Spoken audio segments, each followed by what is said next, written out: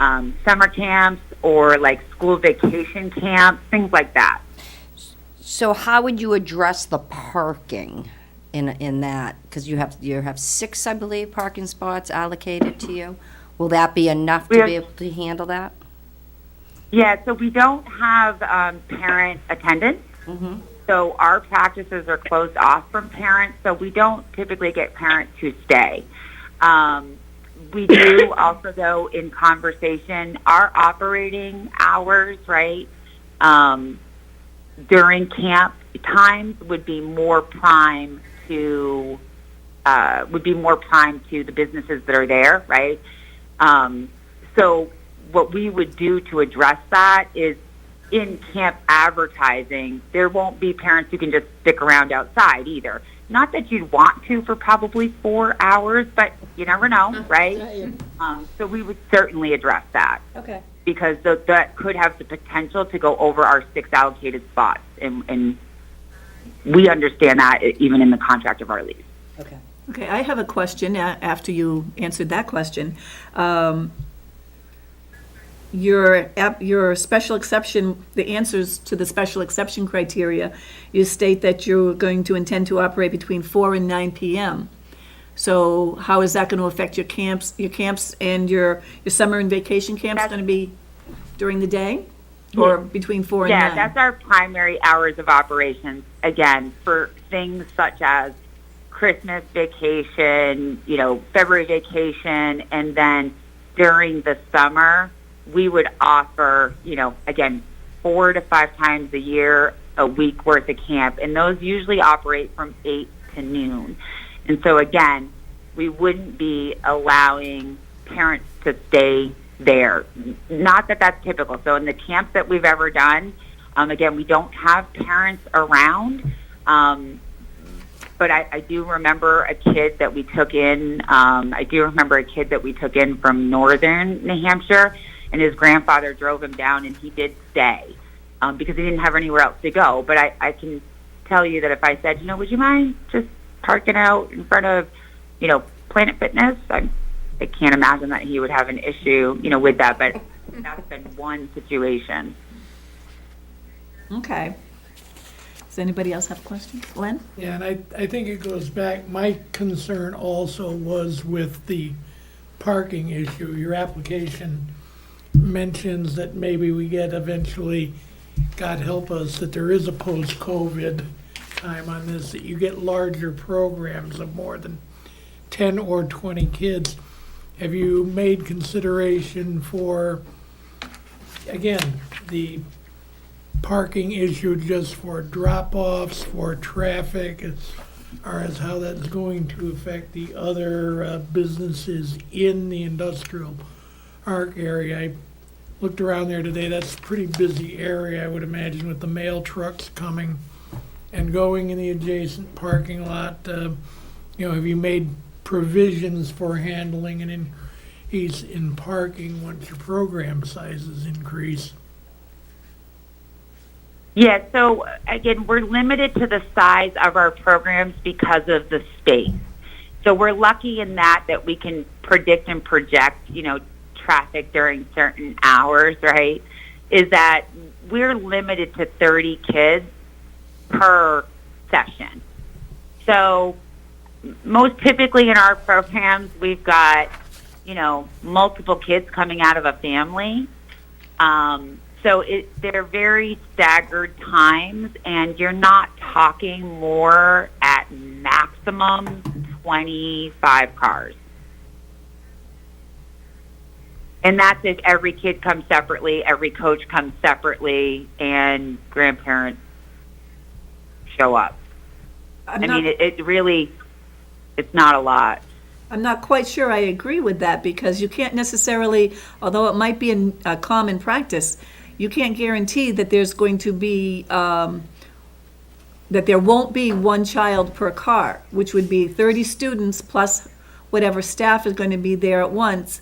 And you say they're going to be staggered coming in, but if the camp starts at such and such a time, and those 30 students are coming in for that particular session, what's the traffic flow going to be like, and how are they going to manage that in the parking lot where you only have 6 spots? And there's other businesses that need to be able to function in there as well. So I think even if we think worst case scenario, because camps, again, we wouldn't go over 4 hours ever with littles. So again, our plan is typically it would be an 8 to 12. So you would have an 8 o'clock and you would have a noon shift. You know, we've been over there quite frequently. We certainly have discussed with the landlord. We've discussed with the building facilities. Gentlemen, we've explained to them, again, you know, it's 4 to 5 times a year. We think the flow of traffic is actually quite good down there. There's a nice turnaround in the back, and, you know, we've gone over in the mornings with the trucks, and they're not like, you know, a constant line. Not to say that that can't change. I think you always have to predict for the constant line, but we agreed we didn't see the issue, or we didn't think it would cause an impact. I think we... I'm not sure I agree with that, because 30 cars coming in at 8 o'clock, when your session starts, and those businesses may well be starting around that same time, that could create quite a problem. Yeah, we have been told that their main traffic hours are between 7 and 7:30, a little bit earlier for some of them. But, you know, again, we certainly do not want to be an impact. So, I think the great flexibility of us is that, you know, should we find out that that's an impact, we're going to adjust, because we understand that commitment around 6 parking spots, and we understand the commitment to not disturb our neighbors with regard to traffic patterns. So we absolutely would adjust. And then, you know, if camps could only be held between 4 and 9, because of that, you know, we're certainly willing to do that too. We're not looking to be a burden or to cause a problem. So looking at this layout in the packet that we have, it looks like if it became a problem, and I agree, I'm going to guess that if they're closing at 3, they're opening at 7, the other businesses. So 8 o'clock is probably not going to be an issue. But if it became, I mean, it's probably going to be a drive-up, drop-off the children. They may have to do that. People aren't going to be able to park if she only has 6 spots. But I think she can direct the traffic that it wouldn't be an issue. I don't have an issue with that. I'm questioning, with only having 6 parking spots, isn't that a landlord-tenant issue? I mean, she's bound to that. She's saying it can work. If it doesn't, that's all she has. She's bound to it, but she also needs the cooperation of the families that are dropping off. And sometimes that's a little difficult. Well, I think and I don't know who was speaking, I'm sorry. but if I could, So, yeah. Yeah, we do need to remember to identify ourselves. Go ahead. sorry, is that I think that's a really good point. And one of the things that I'll share with you is that, you know, this is a membership. And so in our packet, like, we have outlines, right? Like, things that they have to sign off on. And our parents sign off on, they don't attend practices. Our parents sign off on, there is no parking on our property. Because, again, that's part of our lease, right? That's in there, and we don't want to be violating our lease either. But, you know, if I was to see someone park there and we had, you know, our spots were open, I'm not going to, you know, go yell at them. But, you know, we absolutely write those things into our packages, and it's no different. Well, it's not any different in my mind. I'm sure absolutely there's a viable difference, but I do the same thing with my daughter for cheer. I drive her down to Londonderry at ECE. I have to drop her off. I get to wait to see her do her COVID thing, and then I have to leave because they only have 10 spots, but that's their coaching staff gets that. So So it is a little bit different that we're not like a school, right? Like we don't have to abide to like, you as a parent understand the rules before you pay for your membership to come to our club. Okay, Nancy, what did you have to say? I just have a question for the applicant. if I Okay. may. Darby, this is Nancy Larson. During the technical review committee meeting that you had with staff on November 3rd, in your application, and during our meeting, you had stated that Unit 12 is assigned 6 spots, but after 4:30 p.m., the assignment of spots goes away, and my impression is that's for the entire, at least on that side of the industrial park, with the other buildings that are, the other 2 or 3 buildings that are within close proximity to your location. Is that still the case, that if there Yeah, is? it's still, yep. Yeah, yes, it's still the case, but it's even kind of better for us. So after we had meetings with the facilities manager, you know, he was saying they're not really assigned spots. It's first come, first serve. And he's like, you know, if we've ever had like issues, we would say that your spots are the ones that are in front of your door. He's like, but as you can see, you know, because at the time when we were meeting, it was, you know, 1:30. And he's like, as you can see, there's no one here. You know, COVID's really changed our landscape. And even when COVID wasn't here, he's like, it's just, these are, you know, all varying businesses. He's like, so it's a first come, first serve. He's like, but again, you know, we had already discussed the whole camp issue and that we wouldn't allow parking. And so we, it got even better because it wasn't, here are your 6 spots. And again, we had to worry about someone if they parked a spot over. He's like, it's first come, first serve. And, you know, but if you were to have a problem, you know, your reality is you should only be taking up 6 spots within, you know, the complex. Understood. Thank you. Okay, go Yeah, ahead. thank you. Len? This is Len Stewart. In favor of this also, I did go and check out the site today, and even though Lance Lane shows on this diagram as a cul-de-sac type road, there is full drive-around access to all these buildings. There are driveways in the rear where if parents come in, they can exit by other means than having to do a 3-point turn at the end of the road. So the access is a bit better than it appears from the map that we have in hand. Okay, this is Gail. That sounds reasonable as far as just dropping off and picking up. They could just kind of keep going, much like a kindergarten does or a preschool does. But I also noticed in the staff review, it says that it's going to be for youth ages 4 to 18. What happens when you have 16, 17, and 18-year-olds driving a car to come to their session? They're not all at night. There's during, Is that a question to me? yeah, you have an answer? Yeah, sorry. I- So, were you trying to speak, Nance? No, No, it's the, Oh. the chair, Gail. I was just going to say, I realize that most of your sessions are between 4 and Yes, the 9. ages. But you have your camps Yep, during the summer and vacations.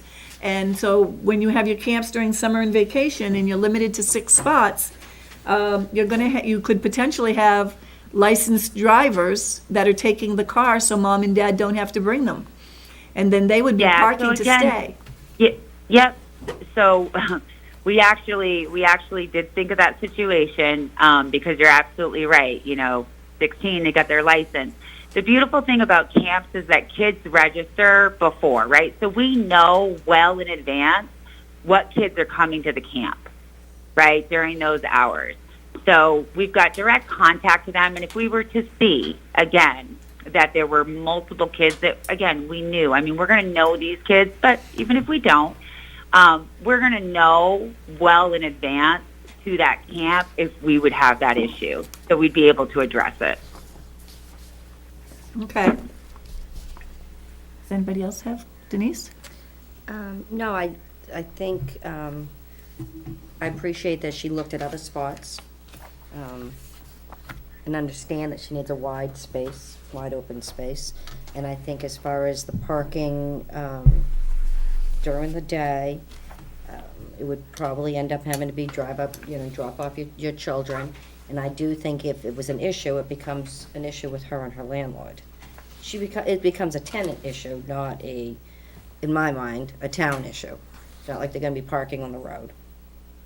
If it overflowed, then it would become a town issue. So I think almost every question we've asked, she had an answer. does. So she's done her homework Certainly and has has. considered a lot of different scenarios, and I appreciate that. Jason, do you have any questions? Thank you. I've learned a ton. It is not prepared by choice or wisdom. It is prepared by, oh, I didn't think of that. Oh, good question. And it's, in part your applications. I mean, going through that planning application, it was like, oh my goodness, will we be an impact? Are people, are we going to be too loud when these kids are, grunting or crying or I don't know? And so all these questions came up and I had to think about, right, like who is our abutter and what type of companies, because that's the other thing too. When you bring littles into a situation, there are always eyes and they're always observing things. So I also had to make sure what types of businesses were around here. I was so happy to see the mail trucks because what little doesn't want to say, oh, there's the postman. But, I had to think of the same thing too. And so I appreciate this process because I've learned a ton and I'm scared and excited at the same point. So thank you for the questions because I'm learning. Jason? I have two questions. Darby, this is Jason Cody. So is there something that officially limits your programs to 30 kids on the mat at a time? Yeah, it's safety of distance from mat to wall. Okay, so that's a wrestling program or New Hampshire Youth Wrestling Guideline? It's not a New Hampshire Youth Wrestling Guideline. We've had a lot of experience. And I don't mean me, I mean our coaches. And so, you need to have enough space to walls. A lot of times people put programs right up against a wall and you just can't. You just can't. And so then it's all about if you're allowing your kid to, we call it grapple, right? If you're allowing your kid to grapple, you've got to allow at least an 8-foot perimeter around those kids. And even that, they're always coming out of their circles, right? Like if you can think about the wrestling mat, they've got that circle. Mm-hmm. Well, in a big one, you've got multiple circles, right? And they're supposed to stay in that circle. And so it becomes critical that you've got enough distance around and the circles are spaced out that, unfortunately for us, yes, we're limited to how many we can have. Right now, the positive part is our system works really safely for COVID. Again, we'll have the same challenges that the school has. The kids are exposed outside and they'll be in their cohort of wrestlers, but we've got that same type of exposure, but we're really modeled quite well. But 30 is our magic number. Okay. And I just wanted to clarify the under the staff review, it says post-pandemic programs may host up to 100 kids at a time. That's split between the two program times? So that's at membership capacity. Like that's where we're hoping to grow to. But per class, or per session, right? We can only have 30 kids on the mat. Oh, I see. So there may be within that 4 hours, 4 1-hour sessions of 30 kids each. Correct. Wonderful. Thank you. And we have we have a half hour always in between sessions to allow for kids to get out. Because again, we don't want that overlap where all of a sudden you've got 60 kids trying to come in and come out, right? Because they're always 15 minutes early or 15 minutes late. So we did equate for a half an hour in between every session to allow that. Wonderful. You're all set? I'm all set. Thank you. Okay, so can I just want to clarify to make sure I have a good understanding of that. Your you yourself are limiting yourself to 30 students per session. There's no official guidelines or policies or anything that require you to limit it to that. Is that correct? Correct, unfortunately so. Yes, Okay. correct. And so what you're proposing is in these four sessions, you would have 30 students each, but you'd have the 30 minutes break in between each session so that they could exit and arrive. Correct, and we can only, at this stage, we can only offer at a 4 to 9 hour range where our kids are typically available to attend. We can only offer 2 sessions. So on any given night, we're having 60 kids in and out. That's the max we can do at any point, and that's just because our kids aren't available at earlier hours. We've got a short window to be able to do practice time. Okay. Sandra, do you have any questions? No, I think everybody's hit everything already. Thank you. Okay, does anybody else have any more questions or comments? Just out of curiosity, where are you practicing now? Where are they wrestling now? Right now, right now we're not. Our home base has been Goffstown High School, but Okay. as you know, no one's been allowed in. No. Okay, thank you. Just curious. Okay. Darby, would you mind reviewing for me and for the record your responses to the special exception criteria that, you wrote the answers to? Yeah. Do I just say that I'm responsible for writing them? No, just review them, summarize them for me. Oh, Or Speak I out loud. can read them into the record if you'd like, but I think it might be better if you summarize them. Or read them. You have a I'm copy of sorry. your, I don't. do you, I Darby, don't. do you have a copy I of your don't. application? I don't. Okay. Only because my husband has my folder, Okay. my Agogi folder with him at the studio.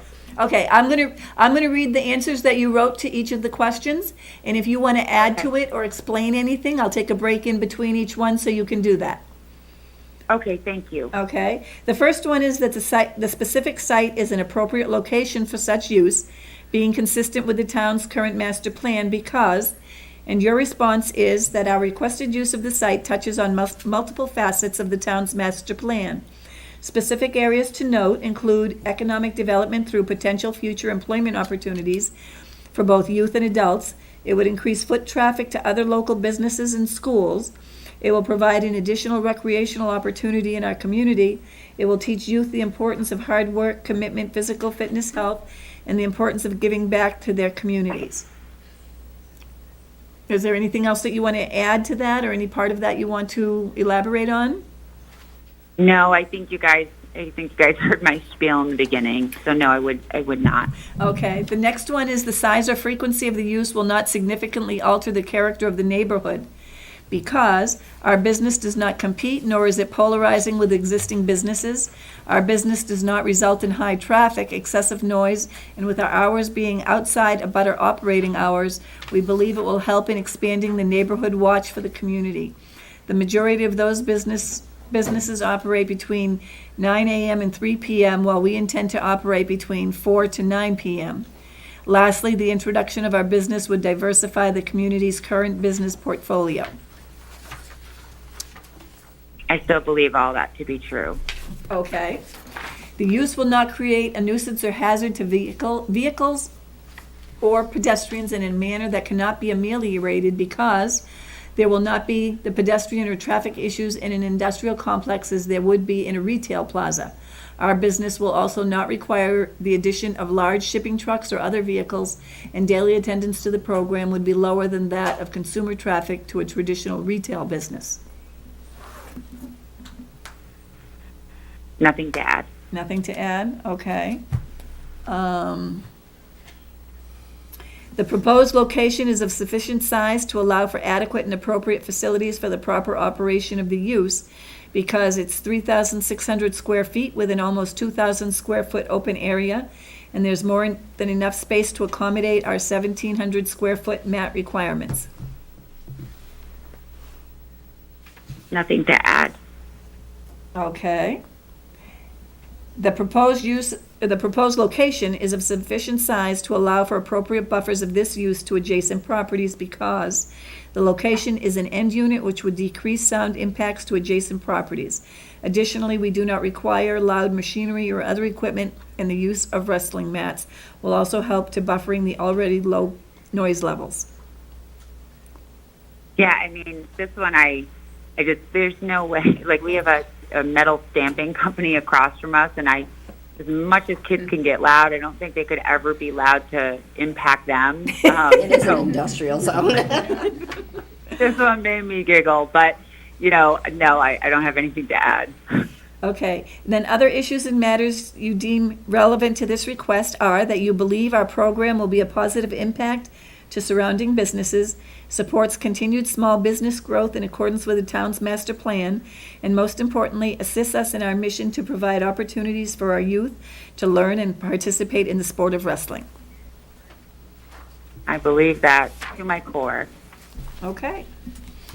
Anything else you want to add before we open the hearing to the public and/or start our deliberations? Nope. Nope. Okay. Then I'm going Do you to, tell I'm just like nervous? I am like, Have you my had team enough? is back. I just, it's so nerve wracking. And you guys have been lovely, and I appreciate it, but it's like, nope, I'm good. okay. So do we have anybody on the line, any abutters or any interested parties? There's no Nancy? one. There's nobody on the line and there's nobody here. So I'm going to open the hearing to the public for one brief second, and then I'm going to close it now because there's nobody online and nobody here. And the board will enter into deliberations. Do we have comments, discussion, motion? I'm open. I'm open, ready to make a motion if nobody has any questions or comments. I have none. You have no questions or comments, Len? Mine have been covered. Sandra, your questions and comments all covered? No, I think everything's been covered. Okay. Go ahead, Denise. I motion that we grant the applicant a request for special exception to operate a wrestling club in the industrial district. This concerns section 3. I'll second that. You need to let her finish.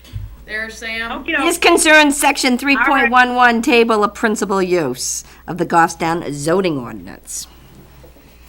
That's it. Now's your time. and now I will second that. Gosh, so much for my first chance. Yeah. You'll have plenty of opportunities. Yes, you will. Okay, so we have the motion to approve the application, and we have the motion from Denise, and we have the second from Sandra. Any further comments? Last chance? I will only say, I think the applicant. Merry Christmas to each and every one of you. We're not done yet. Not done. We haven't voted yet. Darby, hold on. They haven't voted on the motion yet. I will Oh, I only, need to learn this process. Yeah, you're not quite there. I will only comment, I think the applicant has presented a pretty well-researched application and done her homework on the potential issues, and I see no problem with it.